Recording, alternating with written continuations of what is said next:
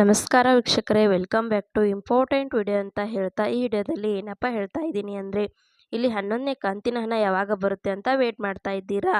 12ನೇ ಆಗಿರಲಿ 13ನೇ ಕಂತು ಆಗಿರಲಿ ಯಾವುದೇ ಕೂಡ ಬರಲ್ಲ. ಸರ್ಕಾರದವರು ಒಂದು ಹೊಸ ಆದೇಶವನ್ನು ಹೊರಡಿಸಿದ್ದಾರೆ. ಗೃಹಲಕ್ಷ್ಮಿ ಹಣನ ಪಡಿತಾ ಇರುವಂಥವರಿಗೆ ಇದನ್ನು ನೀವು ಫಾಲೋ ಮಾಡಿಲ್ಲ ಅಂದರೆ ಖಂಡಿತವಾಗ್ಲೂ ಗೃಹಲಕ್ಷ್ಮಿ ಹಣ ಏನು ಹಣ ಪಡಿತಾ ಇರ್ತೀರಲ್ಲ 2,000 ರೂಪಾಯಿ ಕಂಪ್ಲೀಟ್ ಸ್ಟಾಪ್ ಆಗುತ್ತೆ. ಹಾಗಾದರೆ ಹೊಸ ರೂಲ್ಸನ್ನು ಏನು ಹೊರಡಿಸಿದ್ದಾರೆ ಏನೆಲ್ಲನೂ ಕೂಡ ಈ ಒಂದು ವಿಡಿಯೋದಲ್ಲಿ ತಿಳಿಸಿಕೊಡುತ್ತೇನೆ. ವಿಡಿಯೋವನ್ನು ಮಧ್ಯದಲ್ಲಿ ಸ್ಕಿಪ್ ಮಾಡದೆ ಕೊನೆವರೆಗೂ ನೋಡ್ತಾ ಹೋಗಿ. ಹಾಗೆ ನಮ್ಮ ಚಾನಲ್ನ ಇನ್ನೂ ಯಾರು ಸಬ್ಸ್ಕ್ರೈಬ್ ಮಾಡಿಕೊಂಡಿಲ್ಲ ಸಬ್ಸ್ಕ್ರೈಬ್ ಮಾಡಿಕೊಳ್ಳಿ. ಹೌದು ವೀಕ್ಷಕರೇ, ಇಲ್ಲಿ ನಿಮಗೆ ಗೃಹಲಕ್ಷ್ಮಿ ಯೋಜನೆ ಹಣ 2,000 ರೂಪಾಯಿ 11ನೇ ಕಂತಿನ ಹಣ ಯಾವಾಗ ಬರುತ್ತೆ ಅಂತ ಸಾಕಷ್ಟು ಜನಕ್ಕೆ ತುಂಬಾನೇ ಡೌಟ್ ಇದೆ. ವೇಟ್ ಮಾಡ್ತಾ ಇದ್ದೀರಾ ಬರುತ್ತಾ ಬರಲ್ವಾ ಅಂತ. ಎಷ್ಟೊಂದು ಜನ ಈಗಾಗಲೇ ಡಿಸೈಡ್ ಆಗಿ ಬಿಟ್ಟಿದ್ದೀರಾ 2,000 ರೂಪಾಯಿ ಬರಲ್ಲ ಅಂತ. ಯಾಕೆಂದ್ರೆ 2,000 ರೂಪಾಯಿ ಇಷ್ಟು ಹೊತ್ತಿಗೆ ಬರಬೇಕಾಗಿತ್ತು, ಇನ್ನು ಬಂದಿಲ್ಲ ಅಂತ ಕೆಲವು ಜನ ಇದ್ದಾರೆ. ಇನ್ನು ಅಷ್ಟು ಜನ 2,000 ರೂಪಾಯಿ ಬರುತ್ತೆ ಅಂತ ನಿರೀಕ್ಷೆಯಲ್ಲಿ ಇದ್ದಾರೆ. ಇಲ್ಲಿ 2,000 ರೂಪಾಯಿ ಖಂಡಿತವಾಗ್ಲೂ ನಿಮಗೆ ಎಲ್ಲರಿಗೂ ಕೂಡ ಬರುತ್ತೆ. ಆದರೆ ನಿಮಗೆ ಮೊದಲೇ ಹೇಳಿದೆ, ಲೋಕಸಭಾ ಚುನಾವಣೆ ಆದಮೇಲೆ ನಿಮಗೆ ಗೃಹಲಕ್ಷ್ಮಿ ಹಣ ಕೊಡಬಹುದು. ಅದನ್ನು ಕೊಟ್ಟರೆ ಏನು ಮಾಡುತ್ತಾರೆ ಅಂದರೆ ಕೆಲವು ರೂಲ್ಸ್ಗಳನ್ನ ಮತ್ತು ರೆಗ್ಯುಲೇಷನ್ಸ್ಗಳನ್ನ ತರಬಹುದು. ಕೆಲವು ಗೃಹಲಕ್ಷ್ಮಿ ಯೋಜನೆಯದು ಅಪ್ಲಿಕೇಶನ್ಸ್ ಎಲ್ಲ ಕಂಟ್ರೋಲ್ ಮಾಡಿ ಕೆಲವರಿಗೆ ಬರದೇ ರೀತಿ ಮಾಡಿ ಕೆಲವರಿಗೆ ಮಾತ್ರ ಗೃಹಲಕ್ಷ್ಮಿ ಹಣ ಬರೋ ರೀತಿ ಮಾಡಬಹುದು ಅಂತ.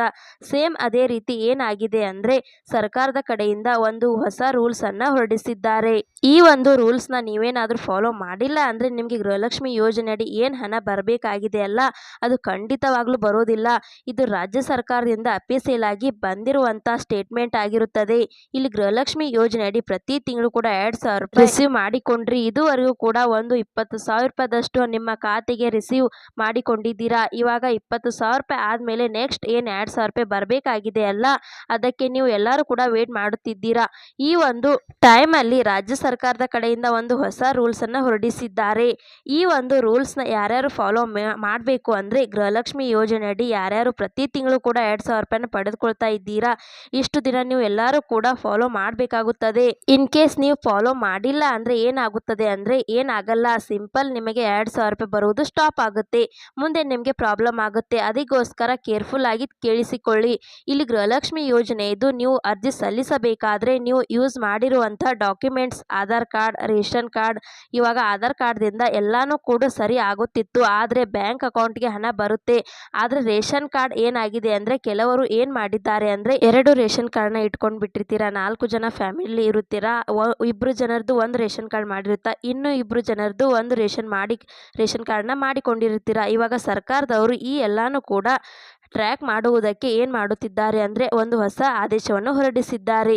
ಇಲ್ಲಿ ಯಾರ್ಯಾರು ಇವಾಗ ರೇಷನ್ ಕಾರ್ಡ್ನ ಇಟ್ಟುಕೊಂಡಿರ್ತೀರಾ ಗೃಹಲಕ್ಷ್ಮಿ ಯೋಜನೆ ಹಣ ಪಡೆದುಕೊಳ್ಳುವುದಕ್ಕೆ ನೀವು ಎಲ್ಲರೂ ಕೂಡ ರೇಷನ್ ಕಾರ್ಡ್ ಇರುವುದು ಅದಕ್ಕೋಸ್ಕರ ಕೇಳಿಸಿಕೊಳ್ಳಿ.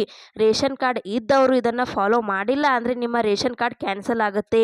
ಅದಕ್ಕೋಸ್ಕರ ಇಲ್ಲಿ ನಿಮ್ಮ ರೇಷನ್ ಕಾರ್ಡಲ್ಲಿ ಎಷ್ಟು ಜನ ಮೆಂಬರ್ಸ್ ಇರುತ್ತಾರೆ ಅವರದ್ದು ಎಲ್ಲರದು ಕೂಡ ಆಧಾರ್ ಕಾರ್ಡ್ಗೆ ಲಿಂಕ್ ಆಗಿರಬೇಕು. ರೇಷನ್ ಕಾರ್ಡ್ ನಂಬರು ಮತ್ತು ಆಧಾರ್ ಕಾರ್ಡ್ ನಂಬರು ನಿಮ್ಮ ಫ್ಯಾಮಿಲಿ ಮೆಂಬರ್ ಎಲ್ಲರದು ಲಿಂಕ್ ಆಗಿರಬೇಕು. ಅಂದರೆ ನೀವು ಯಾವ ರೀತಿ ಚೆಕ್ ಮಾಡುವುದು ಅಂತ, ಅದು ಇಲ್ಲಿ ನಿಮ್ಮ ಆಧಾರ್ ಕಾರ್ಡ್ ಲಿಂಕ್ ಆಗಿದ್ರೆ ಮಾತ್ರ ಗೃಹಲಕ್ಷ್ಮಿ ಹಣ ಬರುವುದು ಕಂಟಿನ್ಯೂ ಆಗುತ್ತೆ. ಇಲ್ಲ ಅಂದರೆ ನಿಮಗೆ ಅದು ಸ್ಟಾಪ್ ಆಗುತ್ತೆ, ಬರುವುದಿಲ್ಲ, ಹಣ ಬರುವುದು ಸ್ಟಾಪ್ ಆಗುತ್ತೆ. ಈ ಒಂದು ವಿಡಿಯೋನ ಗೃಹಲಕ್ಷ್ಮಿ ಯೋಜನೆಗೆ ಯಾರ್ಯಾರು ಅರ್ಜಿ ಸಲ್ಲಿಸಿದ್ದಾರೆ ಎಲ್ಲರಿಗೂ ಕೂಡ ಶೇರ್ ಮಾಡಿ. ಹಾಗೆ ಈ ವಿಡಿಯೋ ನಿಮಗೆ ಇಷ್ಟ ಆಗಿದೆ ಅಂತ ಅನ್ಕೋತಾನೆ. ಇಷ್ಟ ಆದರೆ ಲೈಕ್ ಮಾಡಿ, ಶೇರ್ ಮಾಡಿ, ಸಬ್ಸ್ಕ್ರೈಬ್ ಮಾಡಿ ಅಂತ ಹೇಳ್ತಾ ಮತ್ತೆ ಮುಂದಿನ ಮಾಹಿತಿಯೊಂದಿಗೆ ಸಿಗೋಣ. ಅಲ್ಲಿ ತನಕ ಬಾಯ್ ಬಾಯ್, ಟೇಕ್ ಕೇರ್ ಫ್ರೆಂಡ್ಸ್.